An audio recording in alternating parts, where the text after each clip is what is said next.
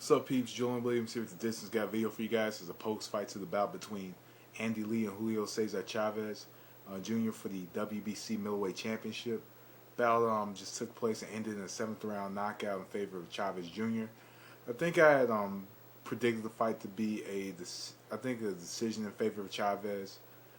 But just overall, this was actually a good fight for Chavez. Pretty much, he went in and he faced a seasoned contender.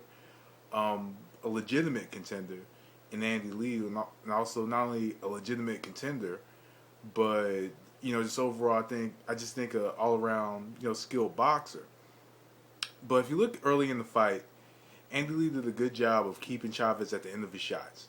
He hit Chavez with a few good left hands. He kept him at the end of the jab.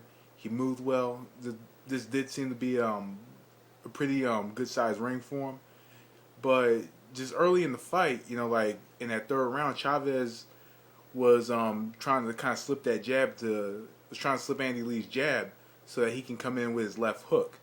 A shot that he throws very well. He tried to slip underneath the jab so he can get his left hook in, and he was fighting primarily off that front foot and just pressuring Lee.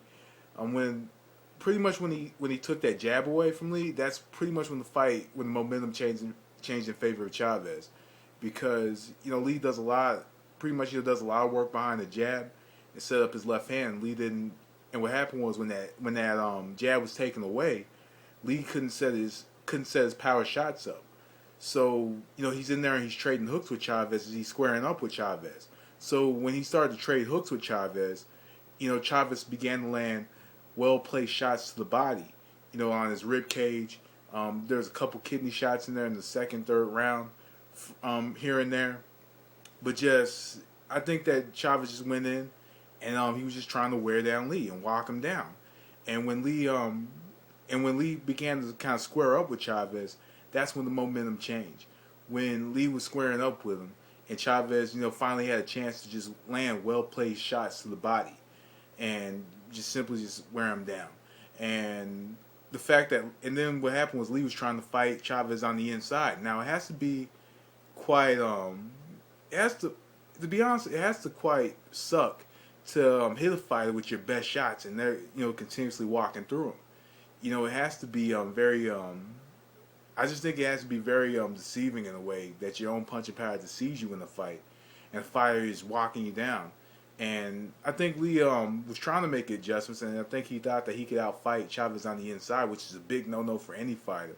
If you're a boxer, you never square up with a pressure fighter because a pressure fighter is always going to go to the body. They're always going to make the shots that they throw count, especially when they know that they have you right in front of them, because it's the kind of fight that they want.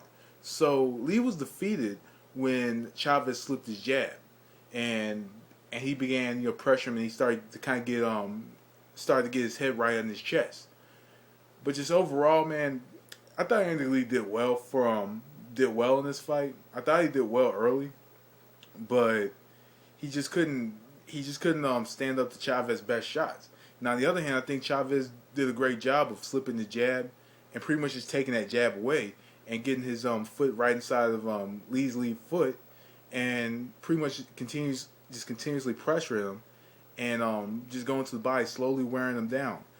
Wasn't throwing too many punches early, but he knew how to make the shots that landed pay for a later effect. So pretty good fight for Chavez Jr. I think overall, this is the best name on his resume. Rumor has it that he's fighting Martinez on the 15th. I saw it on BoxRec. Don't know if it's gonna happen, but that will be an interesting fight. Very interesting to see. Let me know what you think. Same way, peeps. I'm out of here. That was Distance, and thanks for watching. Peace.